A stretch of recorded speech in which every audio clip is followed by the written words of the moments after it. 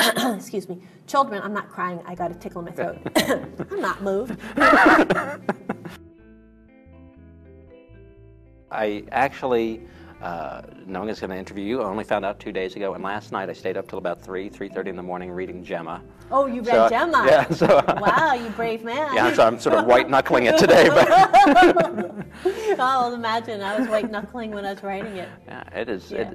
It's an amazing book, and I read some of the reviews online, and everybody points to the fact that, you know, there are graphic moments, and it's a very intense, emotional book. But I wanted to say, I think it's an incredibly beautiful book. I mean, in the end, I was really moved by it. And what is fascinating to me is, even though it's not directly autobiographical, is that you have this somewhat open-ended conclusion, and yet it does still feel like closure to me. Yeah. And I was curious, do you think that the notion of sort of confronting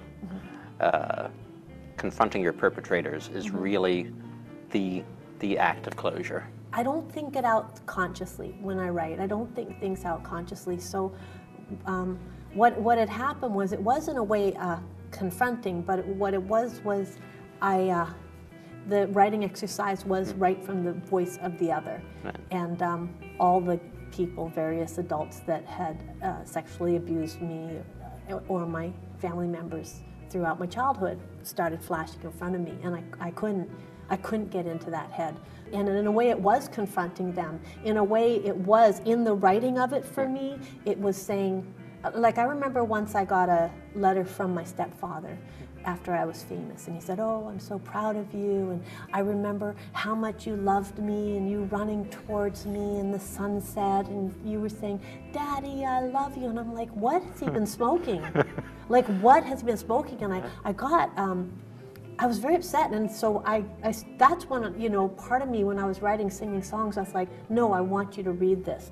So Gemma to me was my way of saying, I think a lot of times people, when, say, oh, well, an Elizabeth Smart or somebody like that, or those boys that were with that man, when they come back, people are like, well, they were right out there, you know, in public, why didn't they run away? Yeah. I wanted to put people in the mind of the child abuser, inside how he thinks and the kind of controls that these people the kind of things they would say, and then for them to experience that.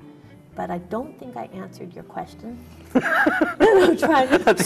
Confronting. So in a way, that was my way of confronting. It was like, no, I'm not going to whitewash you. I'm not going to Pollyann you. I am going to say it what was said to me in those types of things and the type of things that were done. But it isn't autobiographical. And actually, right now, you can't get Gemma because St. Martin's Press has bought it. And so I'm doing a rewrite of it, and it's going to be re-released. In the book, Hazen is not a family member, thank goodness, but he is. Hazen, yeah, but that's the name of my mom's boyfriend. That's right. But he gets a hold of Gemma. Yeah. And he has his pseudo-rationalizations. Oh, sure. For his behavior. And they think they're good guys. Right, and I'm curious how you, because I know that was part of the initial writing exercises, to put yourself in the place of the other. Right. What do you think of those justifications and those rationalizations? How do you think they're legitimate? Are they legitimate for them? To him? To them. Yeah. To them, absolutely. To them, but not to me, in my skin. Okay. But to them, yeah. Oh, sure. Yeah. But you think there are perpetrators who clearly believe they are in the right? Oh, and yeah. In the good? Okay. Oh, yeah. Oh, yeah, you'd hear, you know, dressing like that, you're asking for trouble. Right. Dressing like what? Right. You know? And so, stats are what, like 40% of abused kids may go on to... 40%, okay. The stats are 40% of the convicted child molesters were sexually abused as children. Okay. Okay. I don't know how many people who were abused go on to be abusers, but there are some people break the cycle and some people don't. And I think it takes a conscious, this is somewhere I will never go, you know. And I think the reason for it is it's trying in some way to seize back by abusing somebody else, and usually they do it around the ages that they themselves were abused, so that's the target area that they're attracted to. In taking it, they're seizing back the power that they felt they lost as a child, so they're trying to revisit that with a different outcome. So, Child Haven, 100th birthday, you came down, you took a tour of the facilities yesterday, and what was that like? Because I still haven't seen it. Oh, you haven't? No, I have not.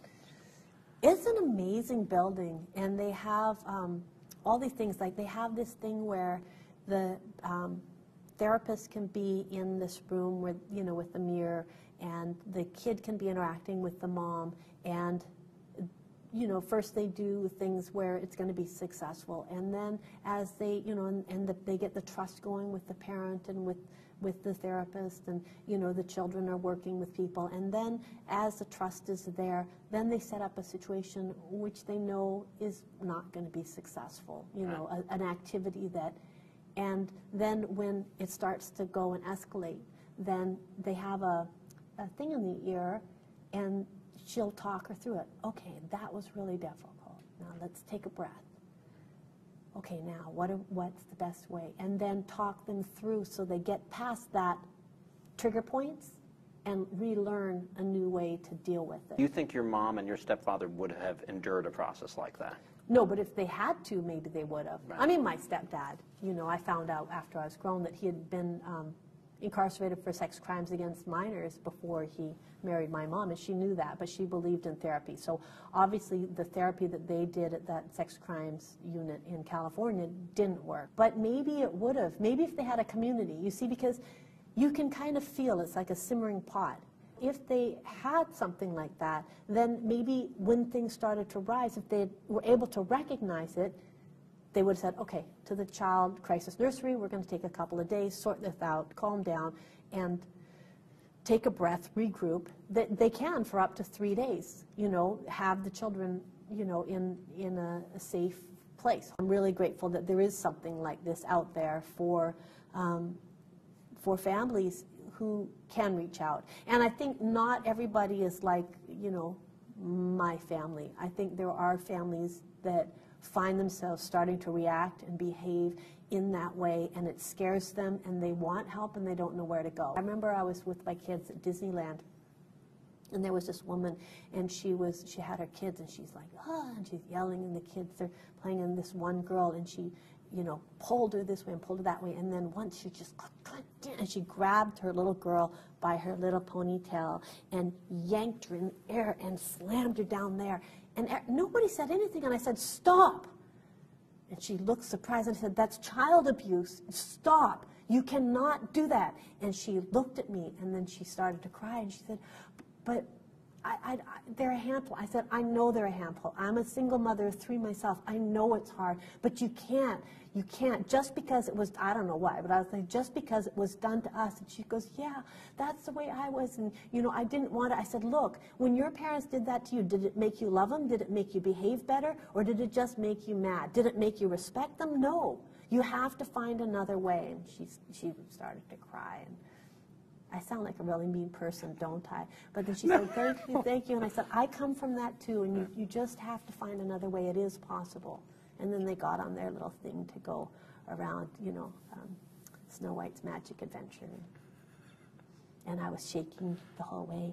My kids are looking at me like, oh, Mom, because I used my loud voice. But it's just like this little kid, like being hauled by her hair.